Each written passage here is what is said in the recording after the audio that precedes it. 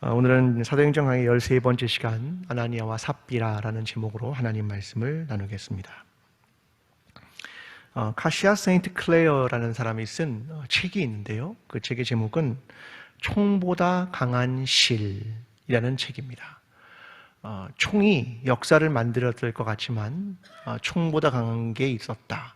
그게 바로 실이었다. 그 얘기를 하고 있는 책입니다. 자, 실이 얼마나 중요했는가에 대한 설명을 하는데요. 이런 얘기죠. 여러분, 바다로 나가기 위해선, 먼 바다로 가기 위해선 배가 돛을 달아야 먼 바다로 나아갈 수가 있는 겁니다. 돛은 뭘로 만들어지나요? 천으로.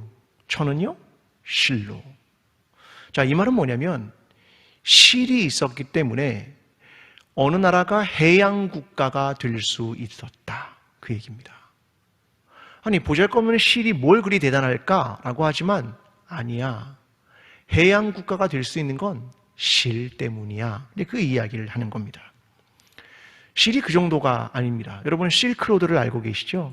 네, 비단을 가지고 무역을 하는 겁니다. 자, 실크는 뭐로 만드는데요? 실로. 자, 동과 서를 연결하는, 동양과 서양을 연결하는 그 무역로의 탄생이 사실은 실 때문에 생긴 것이다. 그런 얘기입니다. 고대 이집트는 미이라라는 것을 가지고 있었죠. 미이라는 수천 년 동안 시체를 보관하는 겁니다. 근데 미이라를 싸는 게 뭔데요? 린넨이라는 천입니다. 천은요, 실로 만들어졌다. 그러니까 실이란 참으로 대단한 것이다. 우리가 아무렇지도 않게 생각하는 실이 사실은 대단한 것이다. 그 이야기를 하고 있는 겁니다. 여러분, 우산이 대단합니까? 대단하지 않습니까? 장마철에 우산이 중요합니까? 중요하지 않습니까? 중요하죠. 근데 왜 놓고 다니시는데요? 자주 잃어버리지 않습니까? 저도 그렇게 합니다. 쓰고 있다가 해가 뜨면 그냥 놓고 옵니다. 아니, 중요한 것 같은데 때에 따라 중요하지 않게도 생각되는 것. 과연 무엇일까? 이런 생각을 계속 하게 되는 거죠. 여러분, 우리 주변에는 그런 일들이 얼마나 많이 있는지 모릅니다. 오늘 그 작은 것 하나에 대한 이야기를 여러분과 함께 나누려고 합니다. 자, 오늘 이야기는 초대교회가 역사상 가장 큰 부흥을 경험하는 때입니다. 베드로가 설교할 때 3,000명이 회개하고 돌아왔습니다. 그들은 부흥이 무엇인 줄 알았습니다. 수많은 사람들이 회개를 하고 그리스도인이 됩니다. 교회가 급속도로 팽창을 하는 때였다라는 말입니다. 근데 급속도로 팽창을 하다가 내부 안에 있는 문제가 하나 생겼다. 뭔가 탄탄한 내부를 준비하는데 하나 부족했다. 그 이야기를 오늘 본문에 기록하는 겁니다. 그게 바로 아나니아와 삽비라의 이야기입니다. 자, 아나니아라고 하는 건 유대인의 이름 중 대단히 흔한 이름이었답니다. 이 이름의 뜻은 하나님의 은총이라는 뜻을 가지고 있습니다. 또 삽비라라고 하는 이름은 보석 중에 청옥을 가리키는 말입니다. 그러니까 아름답다 이런 뜻입니다. 하나님의 은총과 아름다움, 그것을 경험한 사람들, 그것에 대한 이야기로 시작을 합니다. 자, 오늘 본문 1절과 2절의 말씀을 좀 한번 같이 읽어보겠습니다. 1절과 2절입니다. 자, 시작. 아나리아라 하는 사람이 그의 아내 삽비라와 더불어 소유를 팔아 그 값에서 얼마를 감춤해 그 아내도 알더라. 얼마만 가져다가 사도들의 발 앞에 두니. 아멘. 자, 아나니아와 삽비라의 이야기가 시작됩니다. 자, 아나니아와 삽비라는 이 본문 바로 앞에 있는 초대교회의 이야기를 알고 있었습니다. 사람들이 자기의 재산을 팔아 사도들의 발 앞에 두고 그것으로 어려운 사람들을 구제하는 일이었죠. 그 중에 한 사람의 이름이 등장했었죠. 이름이 무엇입니까? 바나바. 이 초대교회의 사건들을 아나니아와 삽비라는 알고 있었습니다.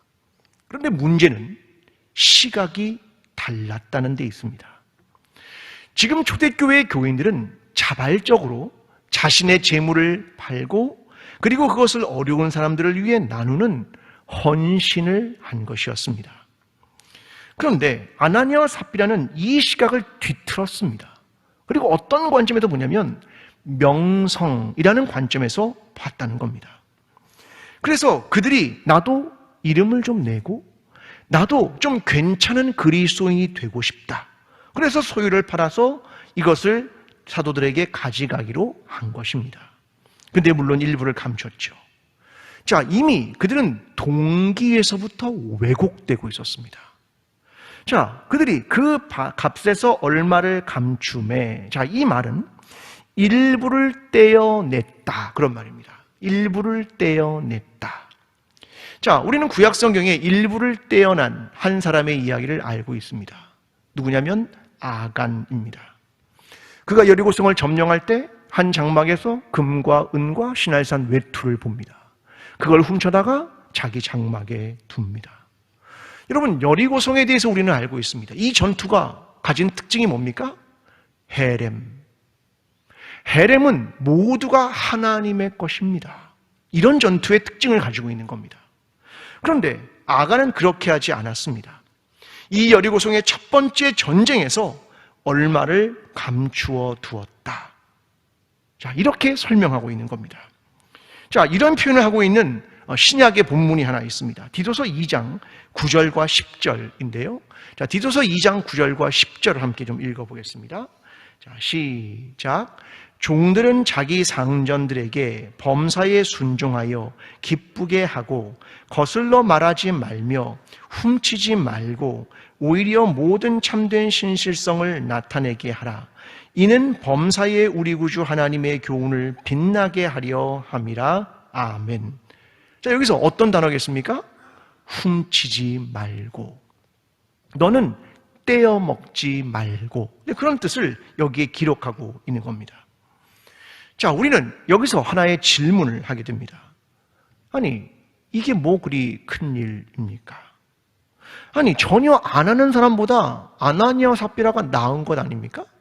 여러분 생각이 어떻습니까?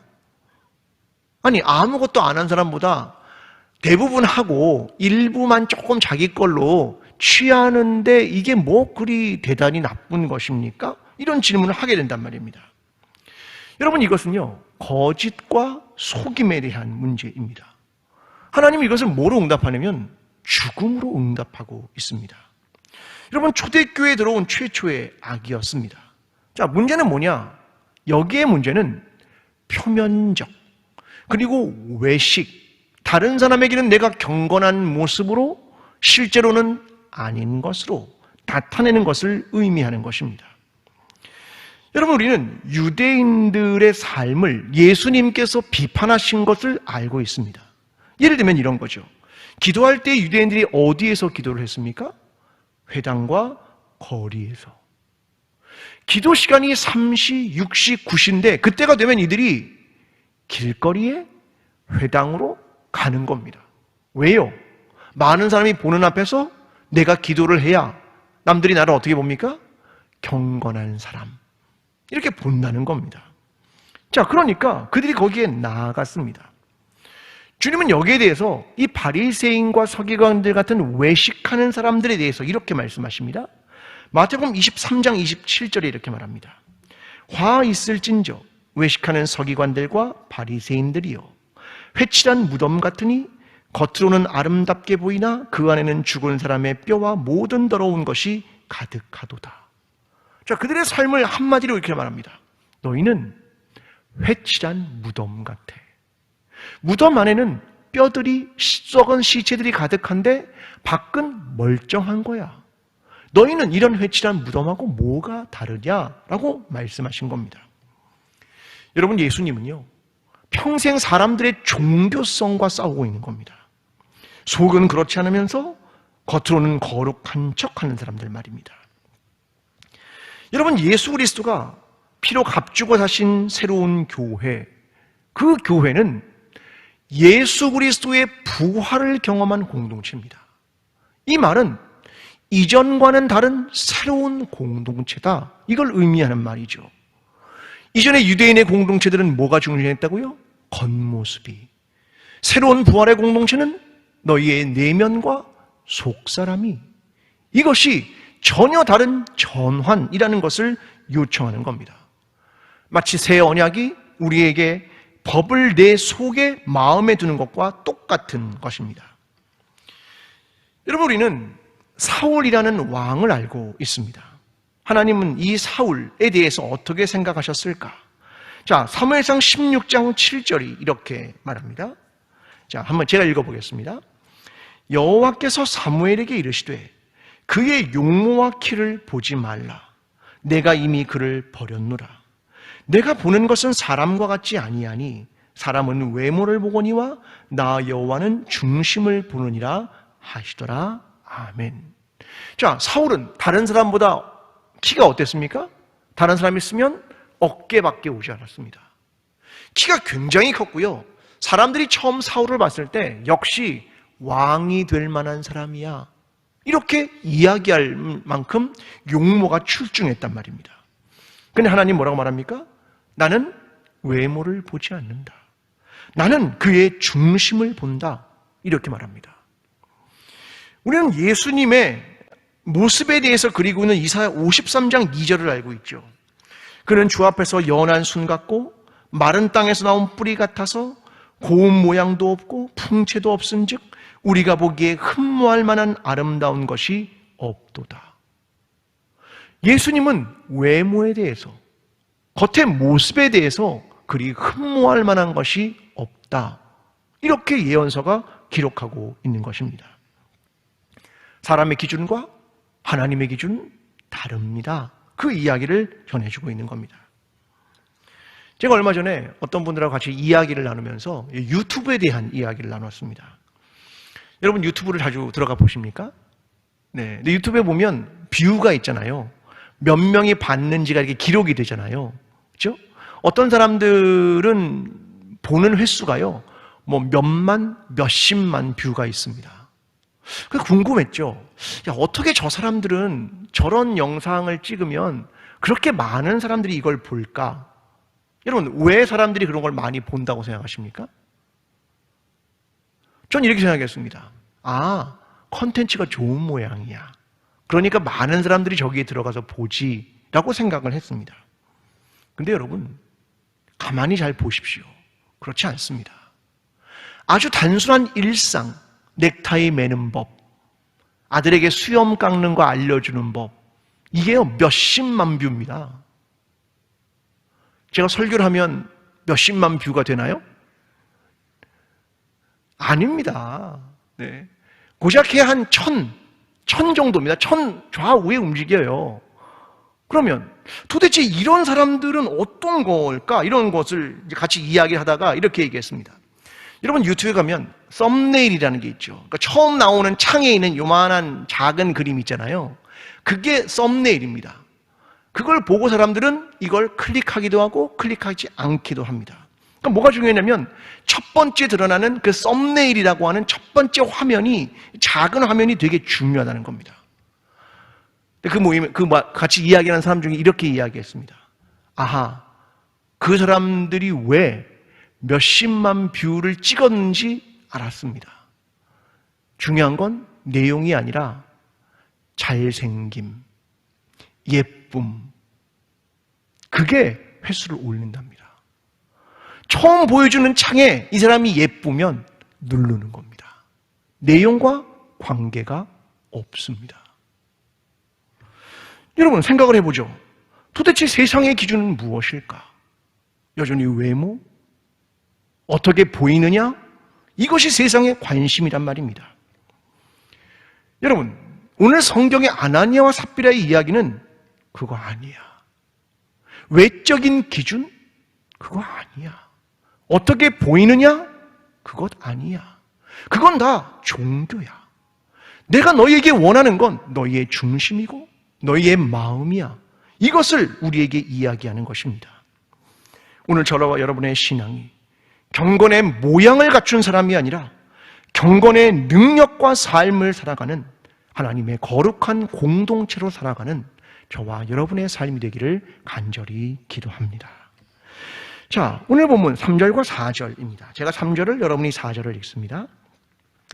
베드로가 이르되 아나니아야, 어찌하여 사탄이 내 마음에 가득하여 내가 성령을 속이고 땅값 얼마를 감추었느냐?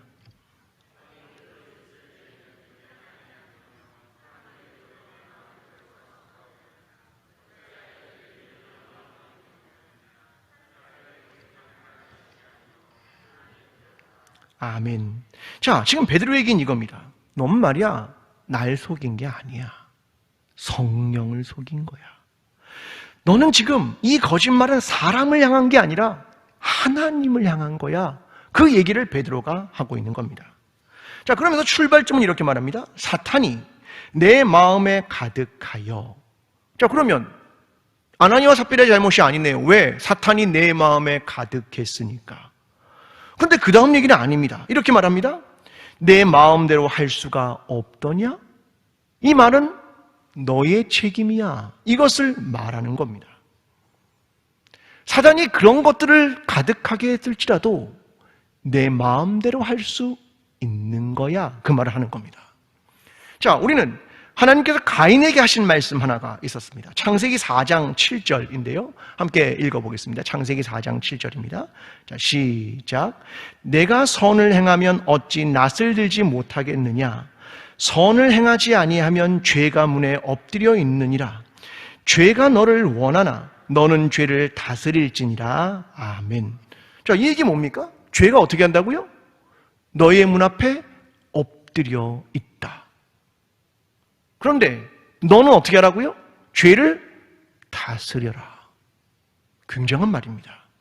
자, 이 말은 우리의 삶에 늘 욕심도 있고 명예도 있고 뭐 죄의 속성들이 우리 앞에 늘 질비하게 놓여 있습니다. 그런데 그건 그러기 때문에 어쩔 수 없었어요 라고 말할 수 없다는 겁니다. 무엇이다? 네가 죄를 다스려야 한다. 이게 하나님께서 가인에게 해주셨던 말씀입니다. 여러분, 사람들은요, 죄를 지으면 어떻게든 피하고 싶어하는 속성이 있죠. 뭐 누구에게나 다 마찬가지입니다. 저는 그때 사람들이 꺼내드는 카드가 하나 있다고 생각합니다. 이게 뭐냐면 큰 죄와 작은 죄의 논리입니다. 이게 큰 죄냐 작은 죄냐 이걸 따지는 논리의 카드를 꺼내들면서 이걸 회피하고 싶은 겁니다. 여러분, 아나니와 삽비라가 일부라도 드린 것 정말 대단한 일 아닙니까? 아니, 조금 속였는데 그냥 가서 회개 한번 하고 하나님 잘못했습니다 하면 용서받을 수 있는 것 아닙니까? 뭐 그리 큰 죄도 아닌 것 같은데 말입니다. 우리가 생각해야 할 것이 있습니다. 첫 번째, 하나님은 돈이 필요한 분이 아닙니다. 하나님은 천지를 창조하신 분이십니다. 하나님이 돈이 필요했습니까? 그래서 아나니아와 삽비라가 돈을 더 많이 내면 칭찬을 받는 겁니까? 아니요. 그렇지 않다는 겁니다. 두 번째는 이거죠. 조그만 죄는 괜찮고 큰 죄는 안 괜찮은 겁니까? 여러분, 작은 죄와 큰 죄는 어떻게 구별하는 겁니까? 어떤 게 작은 죄고 어떤 게 큰 죄입니까? 자, 바꿔볼까요? 점심 식사를 합니다. 자, 어떤 때는 간식을 먹습니다. 간식을 먹을 때 기도하십니까? 안 하십니까? 밥을 먹을 때는 기도하십니까? 안 하십니까? 밥을 먹을 때는 하죠. 그럼 얼마부터 밥인데요? 점심에 그냥 아주 간단하게 요만한 떡 하나 먹겠다. 그러면 기도 안 하는 겁니까? 애매하죠. 큰 죄와 작은 죄요, 애매합니다. 어떤 게 큰 죄고 어떤 게 작은 죄인데요. 자, 생각을 해봅시다. 아담과 하와가 하나님이 선악을 알게 하는 지식의 나무의 열매를 따먹지 말아라 그랬는데 따먹었습니다. 열매 하나 따먹은 게 큰 죄입니까? 작은 죄입니까? 한 박스가 아니고 하나 따먹어서 하나. 큰 죄입니까? 작은 죄입니까? 이거 참 어렵네요. 네. 사람들이 출애굽을 했습니다. 광야에서 사람들이 있다가 안식일에 나무를 했습니다. 아니, 나무 할 수도 있죠. 뭐 추웠나? 불을 뗄 수도 있고요. 나무를 했습니다. 큰 죄입니까? 작은 죄입니까? 이게 뭐 그리 큰 죄입니까? 근데 하나님이 돌로 쳐 죽이랍니다. 도대체 어떤 게 큰 죄고 어떤 게 작은 죄입니까? 이게 너무 어렵습니다. 여러분, 우리가요, 인간이 잘 이해가 안 되면 하나님을 몰아갑니다. 어떻게 몰아가느냐? 하나님, 너무 하시는 거 아닙니까? 아니, 이게 뭐 그리 대단한 것도 아닌데 하나님 너무 하시는 거 아닙니까? 혹은 하나님의 자비와 긍휼은 어디에 있는 겁니까? 이게요, 자기 방어를 위해 하나님에 대해서 공격하게 되는 현상도 나타날 수 있는 겁니다. 여러분, 이게 우리가 가지고 있는 것 아닙니까? 예수님은요, 큰 죄와 작은 죄를 나눈 적이 없습니다.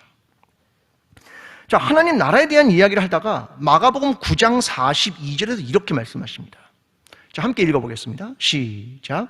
또 누구든지 나를 믿는 이 작은 자들 중 하나라도 실족하게 하면 차라리 연자 맷돌이 그 목에 매여 바다에 던져지는 것이 나으니라. 아멘. 야, 아니 작은 자 하나인데 작은 자 하나를 실족하게 하면 그 큰 연자 맷돌을 목에 메고 바다에 던져지는 게 낫다. 야, 이런 엄청난 얘기를 한단 말입니다. 그뿐입니까? 마태복음 5장 19절입니다. 함께 읽어보겠습니다. 마태복음 5장 19절 시작. 그러므로 누구든지 이 계명 중에 지극히 작은 것 하나라도 버리고 또 그같이 사람을 가르치는 자는 천국에서 지극히 작다 일컬음을 받을 것이요 누구든지 일을 해하며 가르치는 자는 천국에서 크다 일컬음을 받으리라. 아멘. 어떤 사람이 천국에서 크다 일컬음을 받다고 이야기합니까? 작은 계명 하나를 지키는 자. 예수님은 큰 것과 작은 것, 이게 큰 죄야, 이게 작은 죄야, 이렇게 말씀하신 적이 없다는 겁니다. 작은 것 하나, 이게 얼마나 대단한 것인지를 알아라는 겁니다. 여러분, 예레미야 45장에 보면 예레미야 선지자가 항상 옆에 따라다니는 서기관이 있었습니다. 바룩이죠. 네, 그가 따라다니면서 다 이제 예언을 기록하는 사람입니다. 예레미야가 이런 예언들을 합니다. 하나님께서 이스라엘을 세우기도 하고 헐기도 하고 심기도 하고 뽑기도 하실 거야. 이걸 전부 다 적었습니다. 서기관이. 그런데 이 서기관이 오늘날 너무나 힘든 겁니다. 왜요? 하나님의 예언이 있었는데 성취가 안 되는 거예요. 그러니까 지치는 거죠. 그러니까 내가 예레미야한테 나 못하겠습니다. 나 이제 못하겠습니다. 딱 내려놓습니다. 그때 예레미야가 하나님의 말씀을 바르게 들려줍니다. 예레미야 45장 5절이 이렇게 말합니다. 내가 너를 위하여 큰 일을 찾느냐? 그것을 찾지 말라. 너 지금 큰 일 행하고 싶으냐? 너 그거 찾지 마. 위대한 일, 큰 일, 그거 아니야. 이게 엄청난 얘기를 하고 있는 겁니다. 큰 일은 누가 행하시냐? 하나님이 행하시지. 큰 일은 하나님이 이끄시는 거지. 너희가 큰 일을 행하려 하고 위대한 일을 행하려 하지 말아라. 그걸 예레미야가 하나님의 말씀을 바룩에게 전해주는 겁니다. 우리는 때로 생각하죠. 큰 일을 해봐야겠다. 위대한 일을 해봐야겠다. 생각하는 겁니다. 그런데 하나님은 그렇게 말씀하지 않으십니다. 크고 대단하고 훌륭하고 위대한 일? 아니야. 그거 찾지 마. 그 말씀을 바룩에게 들려주는 겁니다. 여러분, 작은 일에서부터 거룩한 삶을 사는 겁니다. 건널목을 건널 때 녹색불이 켜지면 건너십시오. 그 작은 것 하나가 가르는 겁니다. 그냥 예배 시간 하나 제대로 지키면 되는 겁니다. 누군가에게 험담하는 말 하나, 이거 안 하면 되는 겁니다. 큰 일입니까? 아니요. 작은 일입니다. 우리의 마음속에 큰 죄와 작은 죄의 논리를 펴지 마십시오. 그런 거 없습니다. 작은 것 하나에 그리스도인답게 사느냐, 그게 그리스도인입니다. 작은 불 하나가 큰 불이 되고 작은 누룩 하나가 공동체를 흔드는 겁니다. 중요한 건요, 작은 겁니다. 여러분, 우리의 작은 죄 하나 때문에 예수 그리스도가 십자가에 죽으신 겁니다. 여러분, 우리의 죄값을 얼마나 이것이 큰 건지를 이해하지 못하면 그 다음에 회개의 깊이와 통회에 대한 아픔이 우리의 폐부를 찌르지 않습니다. 그때부터 문제가 되는 겁니다. 회개 기도하면 자판기처럼 그냥 용서가 툭 떨어지는 겁니까? 그렇지 않습니다. 여러분, 오늘 우리가 행하는 그 작은 죄 하나, 그 하나가 얼마나 신앙의 무게에 중요한 것이고 얼마나 예수 그리스도의 복음과 십자가의 희생에 관련된 것인 것을 기억하며 오늘 작은 것 하나를 회개하고 작은 것 하나에 충성하고 그렇게 살아가는 저와 여러분의 삶이 되기를 간절히 기도합니다. 오늘 보면 6절로 갑니다. 함께 6절의 말씀을 읽어보겠습니다. 시작. 젊은 사람들이 일어나 시신을 싸서 메고 나가 장사하니라. 자, 여기엔 젊은 사람들이라고 기록합니다. 자, 10절로 한 번 더 갑니다. 자, 시작. 곧 그가 베드로의 발 앞에 엎드려져 혼이 떠나는지라. 젊은 사람들이 들어와 죽은 것을 보고 메어다가 그의 남편 곁에 장사하니 아멘. 자, 아나니와 삽비라가 죽었습니다. 베드로의 발 앞에서. 근데 그들을 장사한 게 누구냐? 젊은 사람들, 이렇게 기록합니다. 젊은 사람들. 연거푸 2번이나 장사를 합니다. 3시간 간격으로요. 여러분, 유대인들은 사람이 죽으면 당일날 장사를 합니다. 왜? 날씨가 더우니까. 금방 썩으니까. 시신이 부패하니까 바로 당일날 장사를 합니다. 자, 장사를 하게 되면 보통 어디로 가냐면 성 밖으로 나가야 됩니다. 성 안에 둘 수 있는 사람은 왕이나 예언자들밖에 없습니다. 나머지는 전부 다 성 밖으로 나갑니다. 자, 이건 시신에 대한 생각들 때문이겠죠? 자, 이뿐이 아니죠. 예수님도 골고다, 이게 성 밖에 있는 겁니다. 왜? 죽으니까, 사형이니까 그렇게 해당되는 거죠. 제사를 드릴 때도 마찬가지입니다. 가죽이나 똥은 전부 다 더러운 건 진영 밖으로 나가야 된다. 이게 그들이 가지고 있는 규정이었습니다. 자, 그러니까 아나니아가 먼저 죽었습니다. 젊은 사람들이 그들 장사했습니다. 성 밖까지 나갔다가 들어왔죠. 성경은 7절에 3시간쯤 지나 이렇게 말합니다. 3시간이 지나서 장사를 마치고 돌아왔습니다. 근데 이번엔 아내인 삽비라가 죽었습니다. 베드로가 약간 아나니아와 다르게 말합니다. 베드로가 이렇게 8절에 묻습니다. 그 땅 판값이 이것뿐이냐? 내게 말하라. 아나니아에게는 안 물어봤습니다. 삽비라에게는 물었습니다. 이게 뭡니까? 뭘 주는 겁니까? 회개의 기회를. 근데 이걸 삽비라가 놓칩니다. 예, 이것뿐입니다. 그리고 즉사합니다. 여러분, 또다시 젊은 사람들이 돌아와 보니까 아내인 삽비라가 죽은 겁니다. 그래서 그를 장사로 또 나갔다. 그 이야기를 기록하고 있는 겁니다. 자, 젊은 사람들. 자, 한국의 문화에서는 장사는 보통 누가 합니까? 장례식에는 보통 누가 나서는 게 일반적입니까? 젊은 사람들입니까? 아니요. 어르신들. 왜요? 경험이 많거든요. 장례에 대한 경험이 많습니다. 그러니까 어르신들이 보통 하는 게 일반적이죠. 저도 신학교를 다닐 때 염하는 법을 가르칩니다. 염하는 걸 봤습니다. 나중에 혹시 교인 중에 이런 부탁을 하는 사람이 있을 거라는 거죠. 제가 죽으면요, 목사님이 꼭 염을 해주세요. 그런 분이 있을 거라고 생각하고 신학교에서 가르친 겁니다. 근데 뭐 한 번 봐서 염할 줄 알겠습니까? 아직까지 부탁한 분이 없어가지고 얼마나 감사한지 모르겠습니다. 여러분, 부탁하지 않으시면 좋겠습니다. 이게 보통은 나이 드시면 할 수는 있지만, 연세 많으신 분들은 뭐 옛날에 많이 보기도 했지만 요즘은 그게 아니거든요. 그런데 여기 보니까 젊은 사람들이 2번이나 장사를 친합니다. 자, 젊은 사람들이라는 말은 이런 말이냐면 헬라어로 네이니아스라고 말합니다. 이건 뭐냐면 보다 젊은, 이런 말입니다. 보다 젊은 사람들, 그런 말이거든요. 10절에는 또 젊은 사람들이 등장합니다. 이건 네이니스코스라는 말입니다. 이 말은 뭐냐면 젊은이들 중에 젊은이, 그런 말입니다. 그러니까 젊은 사람들이 이 일을 했다는 거죠. 우리 교회 올해 주제가 뭡니까? 청년의 신앙으로 거듭나는 교회. 청년, 그 이야기를 하는 겁니다. 젊은이다운 젊은이. 이 말은 나이와 그렇게 관계 있는 것 같지는 않습니다. 전 그러나 이런 생각을 했습니다. 유대인들은요, 시체는 부정한 겁니다. 근데 그 시체를 거두는 사람들, 이건요 굉장한 것입니다. 내 가족이나 내 친지가 아닙니다. 그런데 그들이 이 시체를 만지고 장사한 겁니다. 그뿐입니까? 하나님의 심판을 받아서 죽은 사람들입니다. 그러니까 더 장사하고 싶습니까? 아니요. 더 멀리하고 싶겠죠. 그런데 이 젊은 사람들이 또다시 아나니아를 장사한 이후에 3시간 만에 피곤해서 돌아왔는데 또다시 삽비라를 메고 나갑니다. 헌신입니다.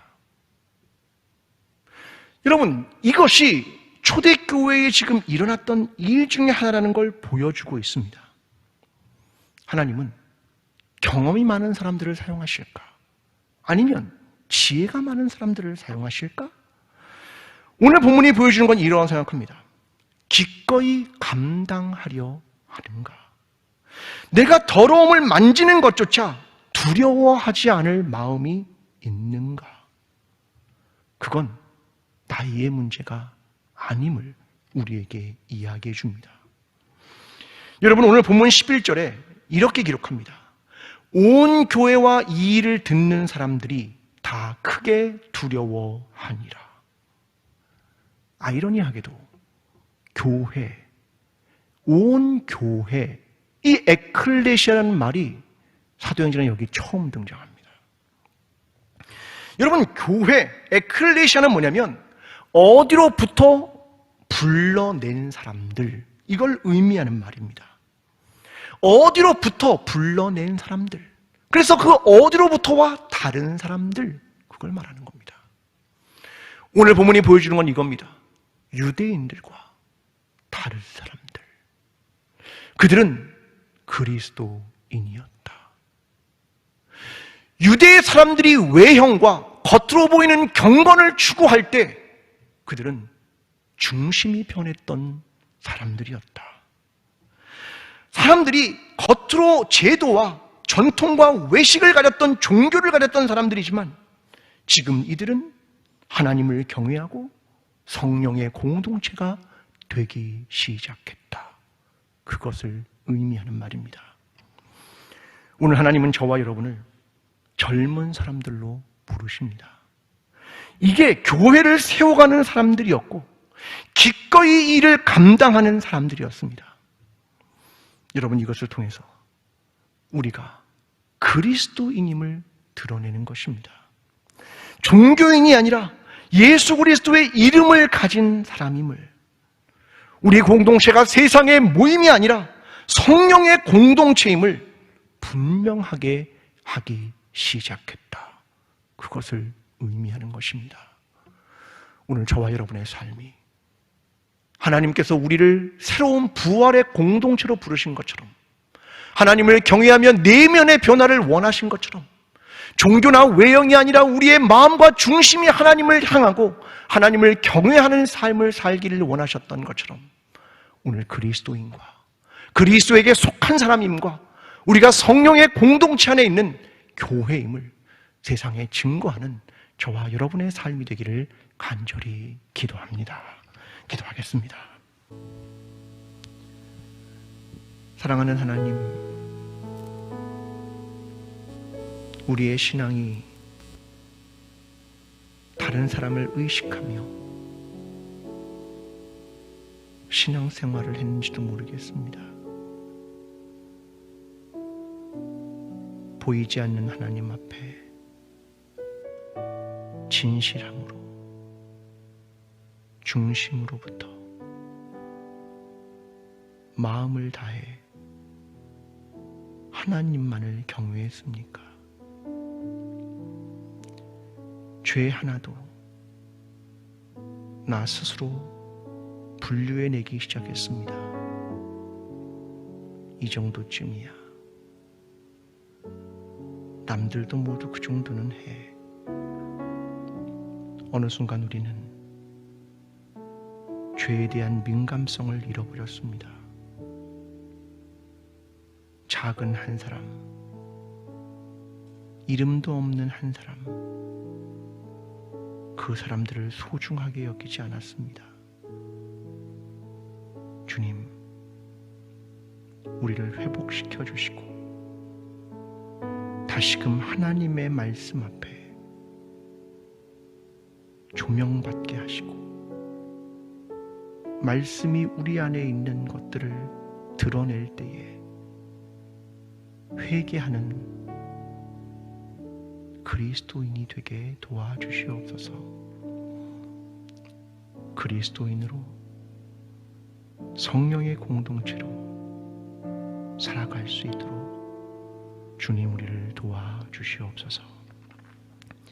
이제는 우리를 위하여 십자가를 지시며 부활하신 예수 그리스도의 은혜와 하나님 아버지의 끝없는 사랑과 성령님의 교통하심이 주의 말씀을 읽고 들으며 하나님의 뜻을 찾아가고 참된 그리스도인으로 그리스도의 공동체로 살아가기를 소원하는 여기에 모인 모든 하나님의 사람들의 머리 위에, 그리고 흩어진 가정에서 예배를 드리는 모든 주의 백성들의 삶 위에, 광주 제일교회와 나라와 온 세계 위에 지금부터 영원까지 함께 하시기를 간절히 축원하옵나이다. 아멘.